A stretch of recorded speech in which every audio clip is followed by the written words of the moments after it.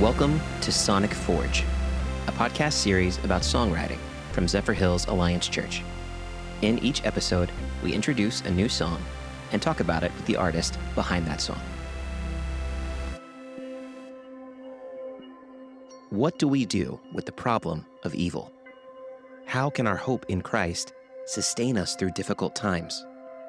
Christian philosophy has spent millennia pondering questions like these. The song Keep the Fire Going by Pilgrim wrestles with these questions too. There aren't any easy answers, but one thing we know about hard times is that we only get through them together. Our community should be a place of collective hope, where we lift one another up and inspire the world to dream of a better way of being. And God's mercy, new every morning, is fuel for the fire of our faith.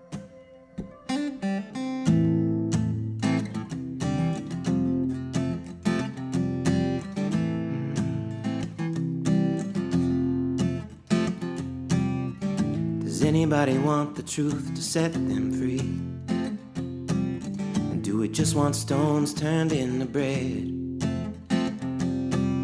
And if freedom just leads to nothing but a broken world, then what good is it? When all of the leaves are falling, looks like the branch is dead.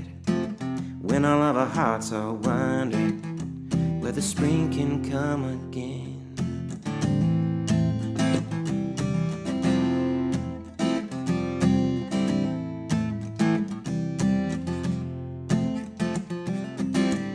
Well, hope is waiting for a better day to come, believing we can play a part in it. A new mercy every morning, evidence of a good God, still closer than our breath.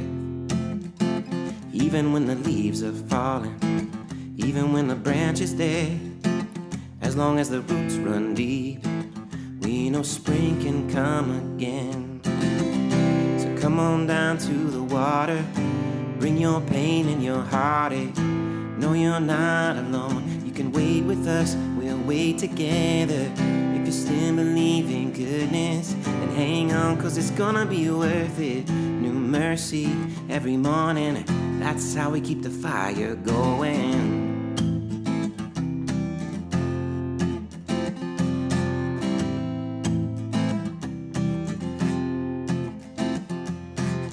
Yeah, there's evil and there's darkness, don't have to look hard to find it. That's the world we live in. But it isn't finished. God with us in the hardness. He goes before, behind, beside. We're learning where the promise lies, here in the land of the living. So come on down to the water, bring your pain and your heartache. No, you're not alone, you can wait with us, we'll wait together. If you still believe in goodness, but hang on, cause it's gonna be worth it. New mercy every morning, that's how we keep the fire going. Somebody say he still delivers, somebody praise his name. Somebody say the God who saves is worthy of praise. Somebody say he still delivers, somebody praise his name. Somebody say the God who saves is worthy of praise. Cause every door's not closed, there's still a remnant. As long as we're still breathing, we can do it different. Even when the leaves are falling, even when the branch is dead, as long as the roots run deep, we know spring can come again. So come on down to the water, bring your pain and your heartache. No, you're not alone, you can wait with us, we'll wait together. When did you write this? When did I write this song? I wrote this last month, so right now okay. When this comes out, it's October, so I wrote this in August. Oh, okay. Yeah. That's good. It's relatively fresh. Yeah, this is pretty new. Pretty new stuff. It's not quite the newest song I've written, but it's just about. Yeah. And it was in response to a couple things. So there's a book by Madeleine L'Engle that I really like. Madeleine L'Engle is the author of A Wrinkle in Time. and she wrote a book called Walking on Water, Reflections on Faith and Art. And she's basically talking about the artistic process and creativity, and especially writing from the vantage point of being a Christian. There's a passage in there where she's talking about Dostoevsky, the famous Russian novelist, also a Christian, and talking about a passage in probably his most famous book, which is The Brothers Karamazov. And it's basically the problem of freedom, and how, Jesus offers freedom, the truth, which will make you free. But do we really want that? Is sort of the question that the novel asks, and Madeline L'Engle's reflecting on that. Do we really want freedom, or do we just want somebody to turn these stones into bread? Do we just want to be comfortable? Yeah. Do we just want to have our need met, as opposed to the reality of the truth, which sets us free? And what does freedom really lead to? She has this whole reflection on it, where she's like, as long as not every door is closed, and as long as there's still people who believe that it's worth it, then things can still change. And so there's this idea of hope in the face of difficult things. So there's that's what she wrote. And then there's this preacher that I really like named Brian Zond, and he preached a sermon recently, and I think he's reflected on this several times recently, actually, because I've heard it in more than one sermon. But he was talking about theodicy, right? Which is essentially, it's a big term, but it essentially means the problem with evil in the world. Like if God is good, how can there be suffering? This problem is called theodicy. And he said there's not a lot of great answers to theodicy, in his opinion, because a lot of it feels really trite. Everything happens for a reason, and et cetera. He said, but two things that from scripture that we can really hold to when it comes to the problem of suffering. The first one is that we're not alone. God incarnate means, he came to suffer with us, that God is with us in every hardship that we face. That's number one. And that is some comfort. One of the ways to answer theodicy is God is with us. And then the second one is that it's not over yet. So these are the two sort of pillars of the Christian faith in the face of difficulty. Number one, we're not alone. Number two, it's not over. And so I was playing with that idea, in the face of difficulty, how do you still hope? I'm a person who believes in hope, and it's an important aspect of my identity.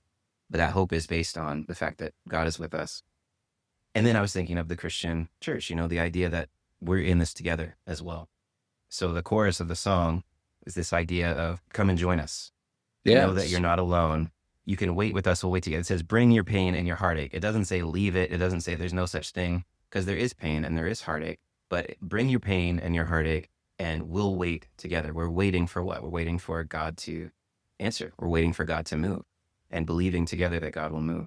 And part of the power of the kingdom here is that we, when we're together, we can hope in that.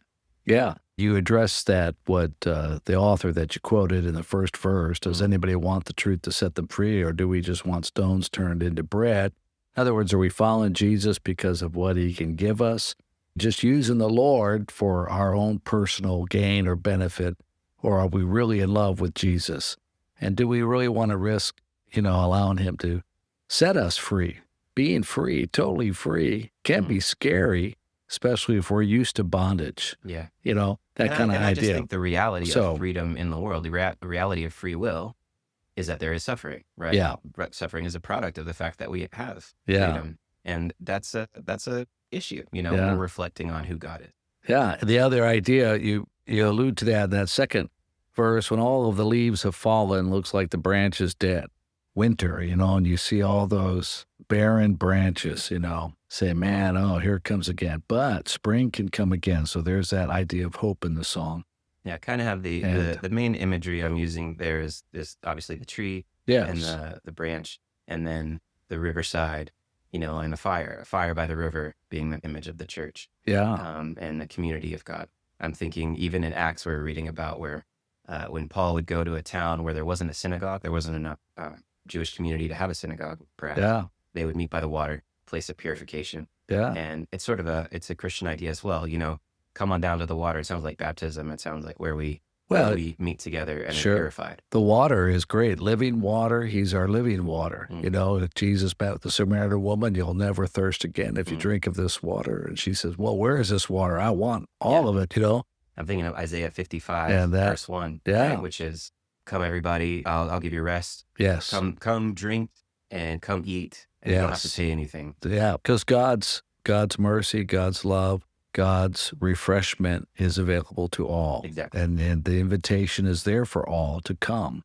Come. And he says, come as you are. You don't have to clean yourself up. He accepts us as we are, so we can bring our pain and heartache. Yeah. And then what do we yeah. do when we're together by the water? Let's say, Yeah. figuratively, what do we do when we get together? How do we remember his goodness? I'm thinking also, I was also sort of channeling that verse in Lamentations, that really famous verse, that his mercies are new every morning. Yes. And that day by day have this reminder of God's mercy in our lives, even in the midst of pain and suffering. Mm-hmm. And so we remember that together.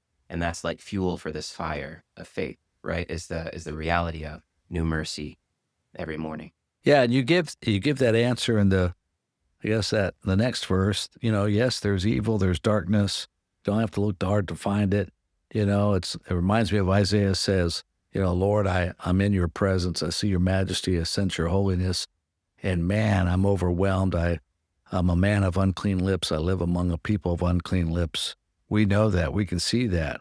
And he says, you say, God with us in the hardness. He goes before, behind, beside. We're learning where the promise lies, here in the land of the living. So there's that trust, that hope, that confidence, not only that God is with us, but he's building in us that element of faith. Yeah. Sometimes that's all you have is the reality that God is with you. Like sometimes there's no other answer that's good enough, right? Because somebody has died, or you suffered a great loss, or you're witnessing a great loss. Yeah. And it's like, I don't know what to say, but I have to believe that God is with us. Yes. And I believe that because of Christ, because of the incarnate God, God made flesh. Yes. And so then in the bridge, I did this thing where, it's kind of like a testify thing. It's like, hey, if we're all down here together by the water around this fire, somebody testify to his goodness. Because maybe I'm in the midst of suffering and maybe you aren't. And maybe hearing your testimony and hearing your praise can lift my spirit as well. I've certainly had that happen in church, or had that happen in Christian community.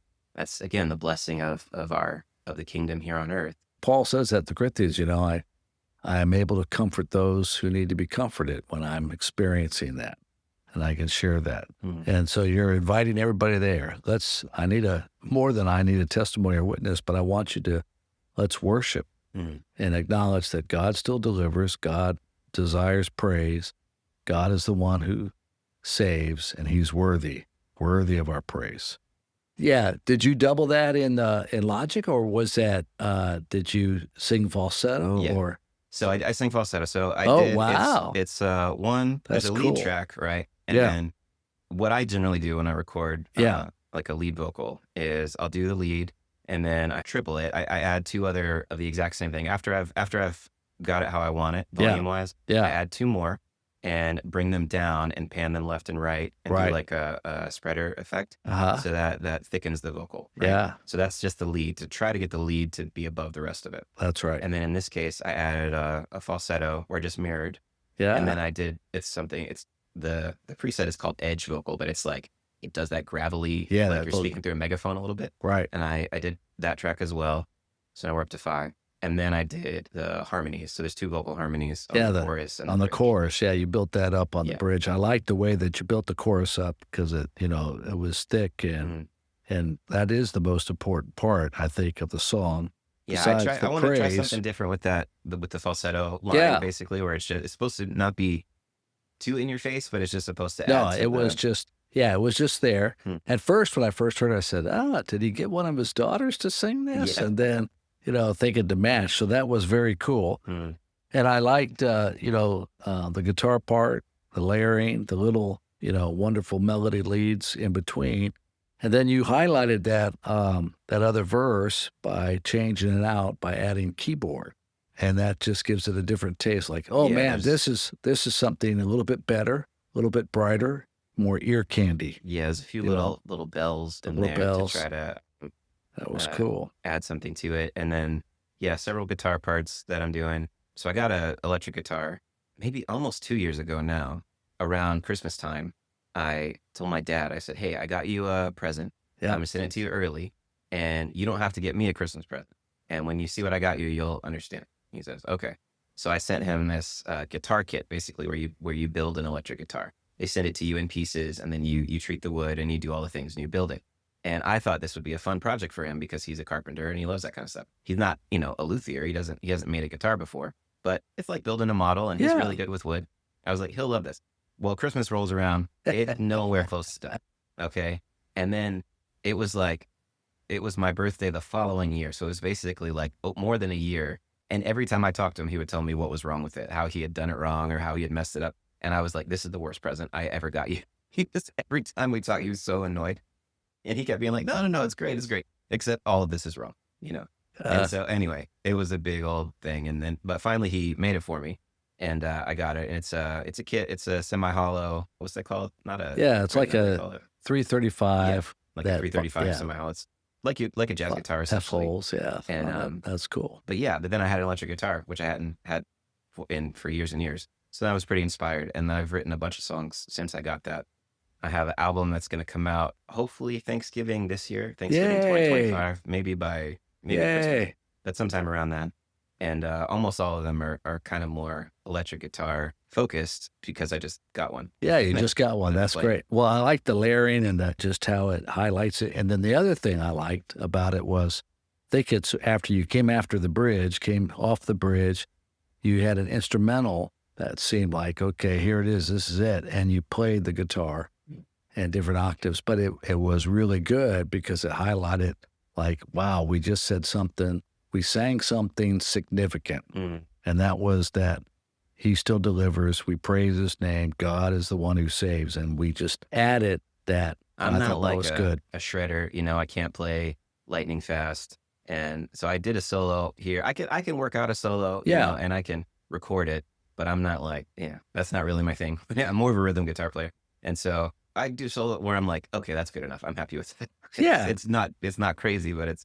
Well, you listen to listen to the worship today. The solos they're like anywhere from 1 to 5 notes at most, and they're not fast.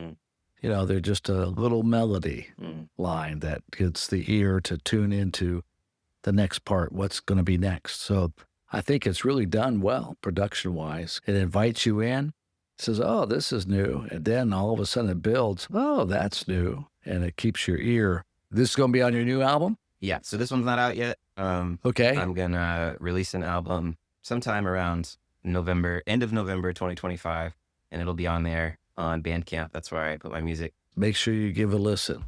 Many clicks.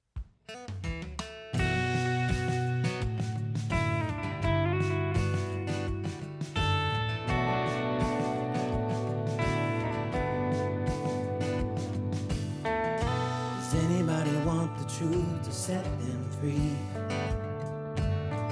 Do we just want stones turned into bread? And if freedom just leads to nothing but a broken world, then what good is it? When all of the leaves have fallen, looks like the branch is dead. When all of our hearts are wondering whether spring can come again.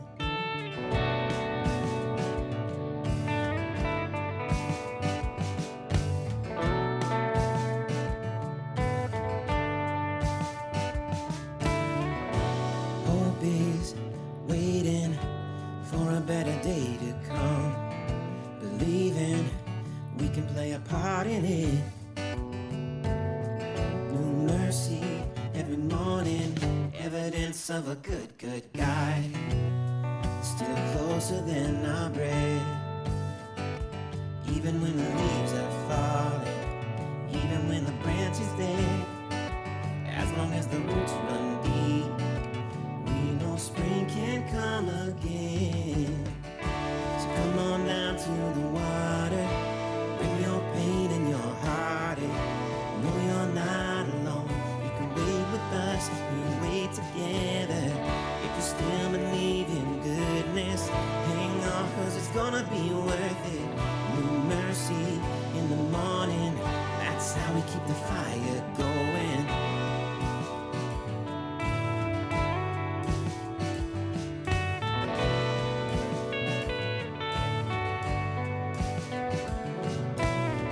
There's evil and there's darkness, don't have to look hard to find it.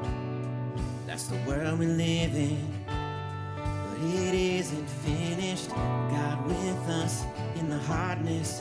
He goes before, behind, beside, learning where the promise lies. Here in the land of the living. So come on down to the water. Bring your pain and your heartache. No, you're not alone. You can wait with us, we wait together. If you're still in need of goodness, hang on, 'cause it's gonna be worth it. New mercy in the morning. That's how we keep the fire going.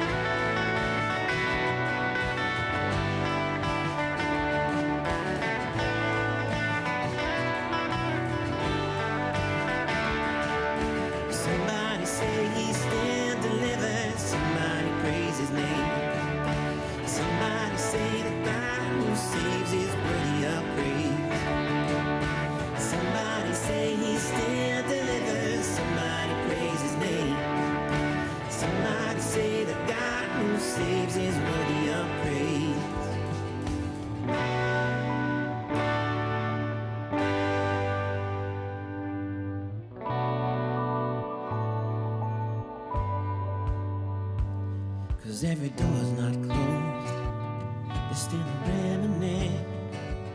As long as we're still breathing, we can do it different. Even when the leaves are falling, even when the branch is dead, as long as the roots run deep, then we know spring can come again.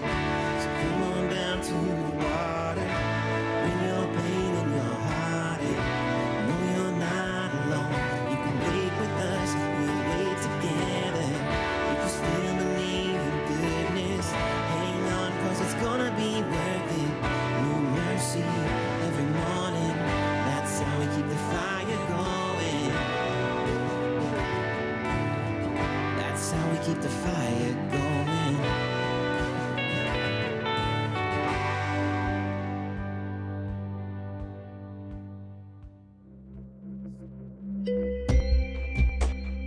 You can find more songs by Pilgrim House, as well as a new album coming soon, at pilgrimhouse.bandcamp.com.